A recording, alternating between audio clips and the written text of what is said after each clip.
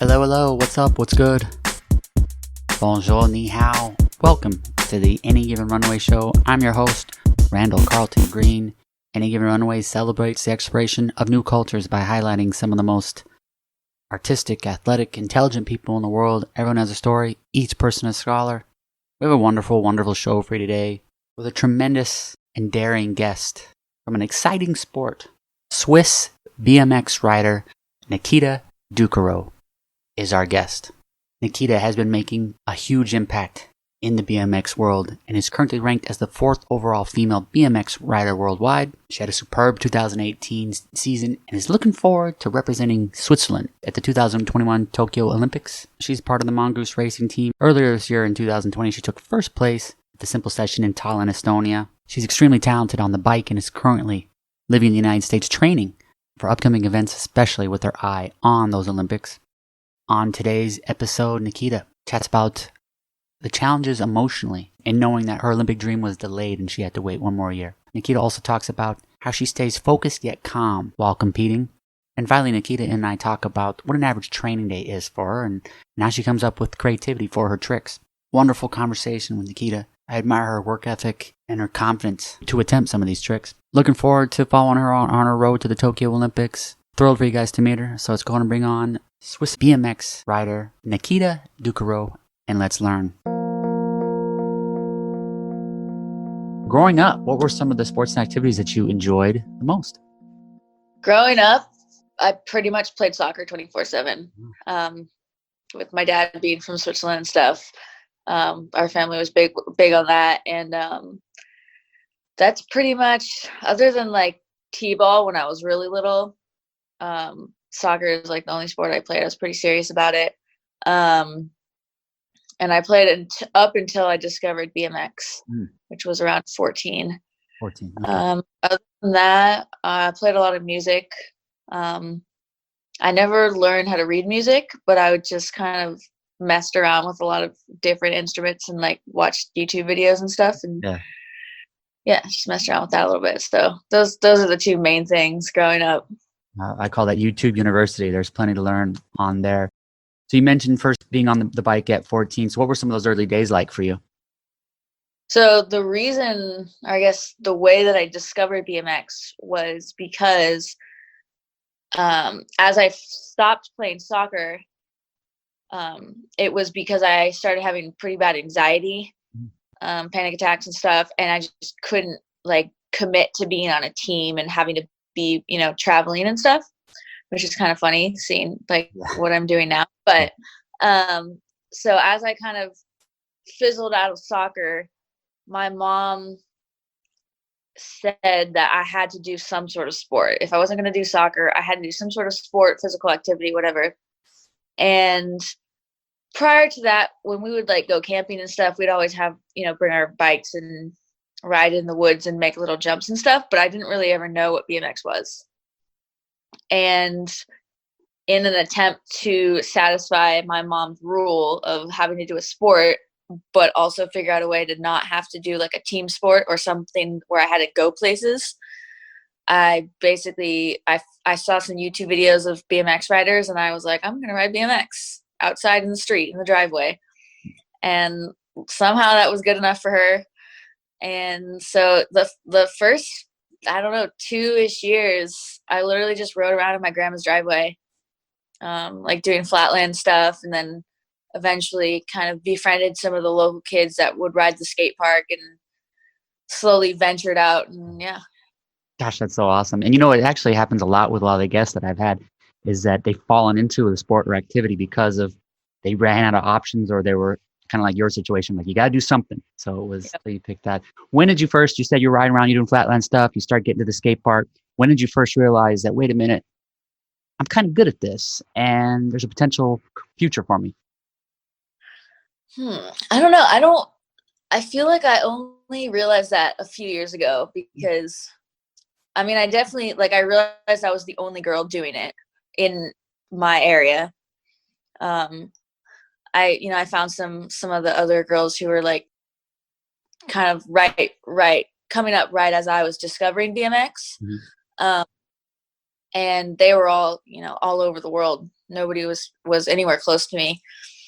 And so I kind of just realized, like, okay, I'm the only girl doing this. This is fun. Like, this is kind of cool. But again, there was no examples of anybody actually like making a living doing it. And so I don't know. I think I always had this goal of like wanting to be able to go do competitions and stuff.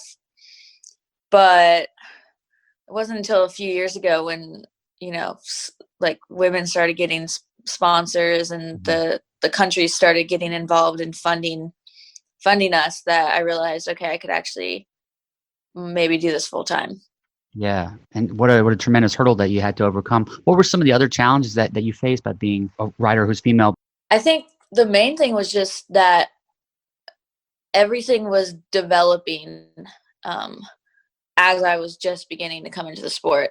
The generation before me had it even tougher. There's just absolutely nothing. And they kind of paved the way for me. And then my generation, it started to actually develop. Once I was maybe 5-6 years into the sport, you would start to see like women's classes popping up every so often at contests. But even then there would be maybe 2 or 3 of us. Yeah. So it's really just been kind of being a little patient, but also trying to push for it to happen faster. Because now at this point, it's like we're in the Olympics. We're at almost every, major BMX competition. We're almost at equal pay at every single competition. And so it's starting to become more normalized. And now there's even another generation coming up of younger riders from all over the world, and it's really cool to see.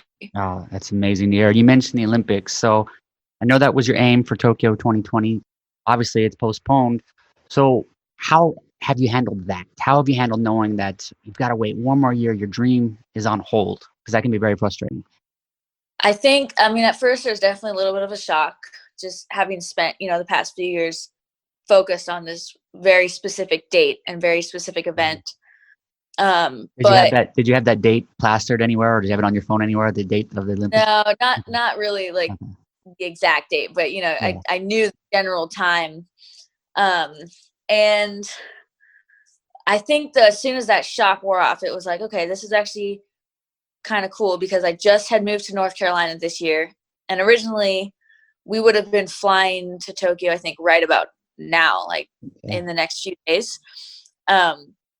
And so to see the progress that I've made since I moved here until now, and like realize how much more I can make between now and when they're supposed to be rescheduled is kind of cool. Like, I feel like everyone's just going to be that much more prepared. And I think that the hardest part is not necessarily the fact that it's been postponed, but more the fact that we just, like, everything's been postponed. So there's just no traveling, there's no anything. And it's nice to have, competitions, just like stay on top of that and like remember how to compete.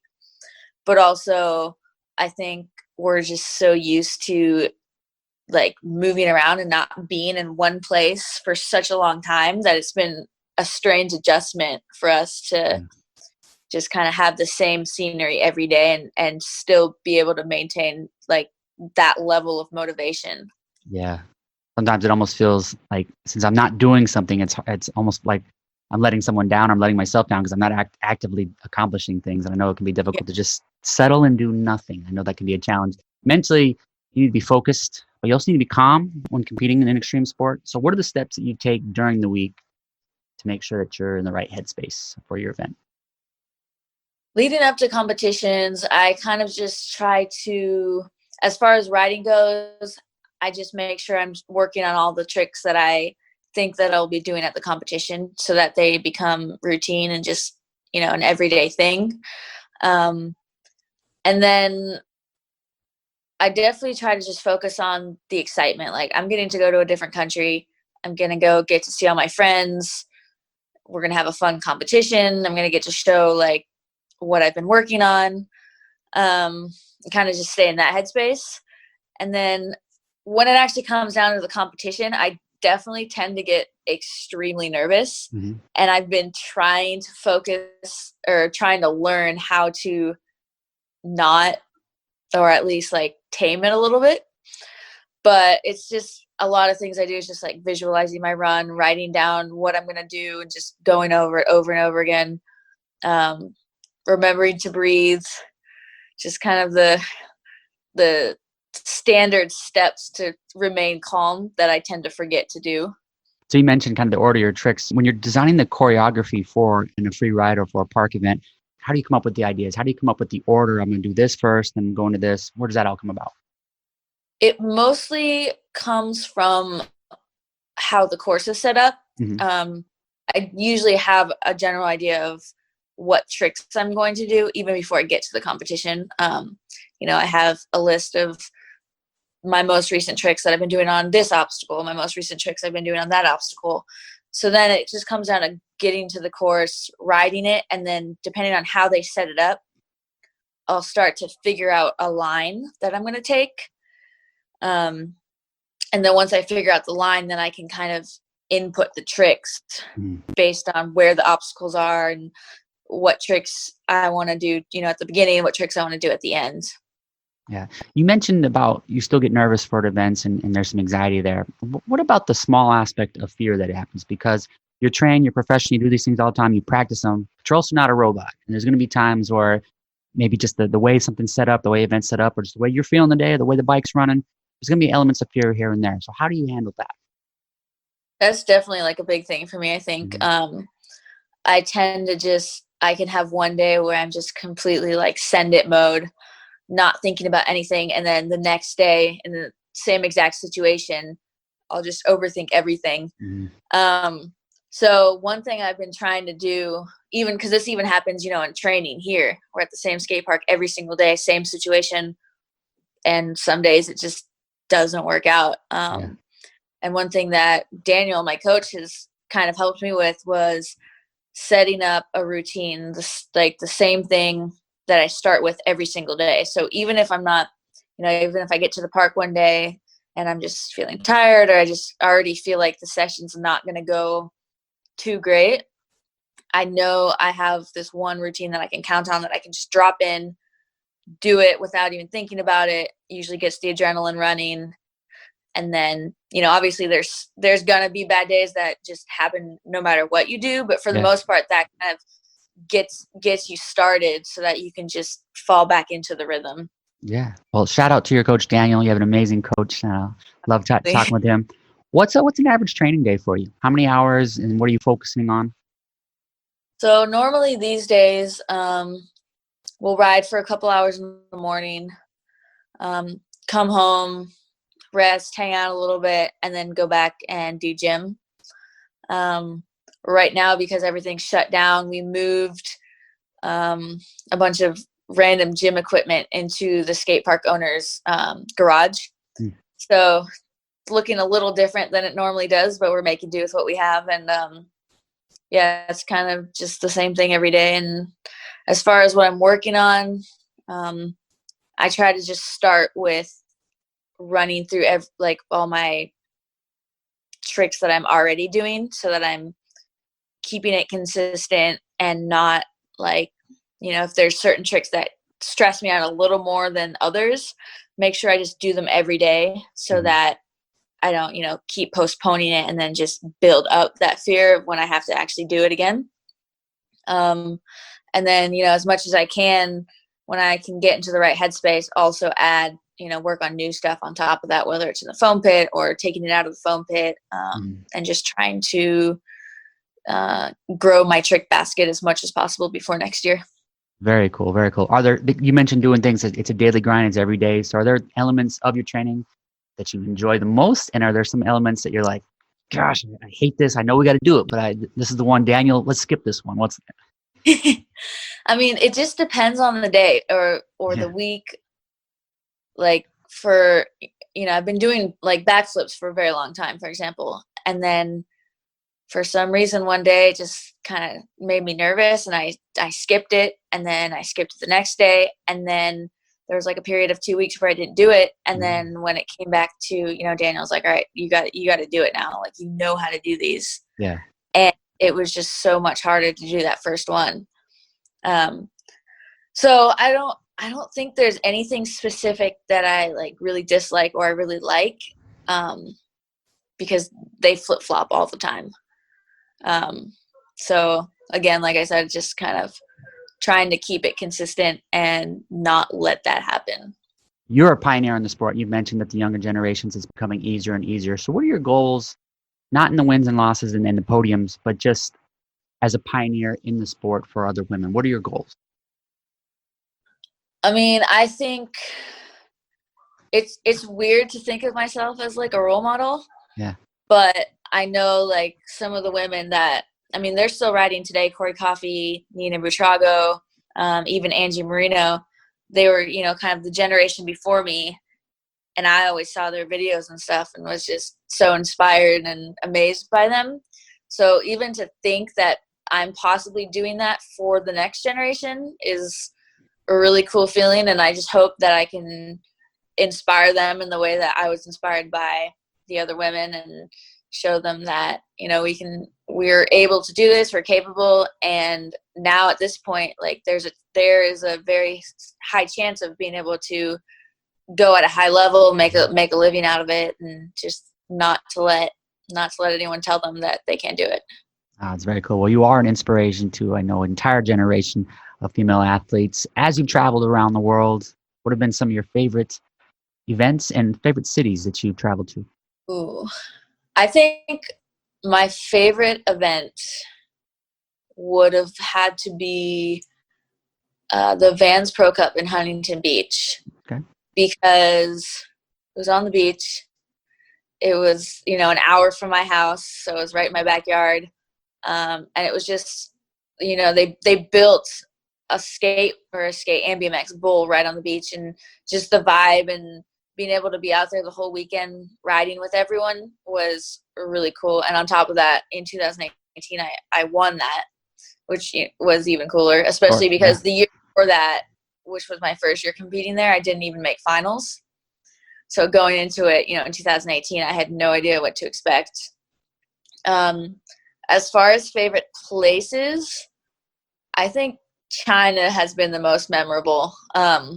It was the place I dreaded going the most, just because I like to be very prepared and know all the details about where I'm going. And it was just kind of hard to do that there.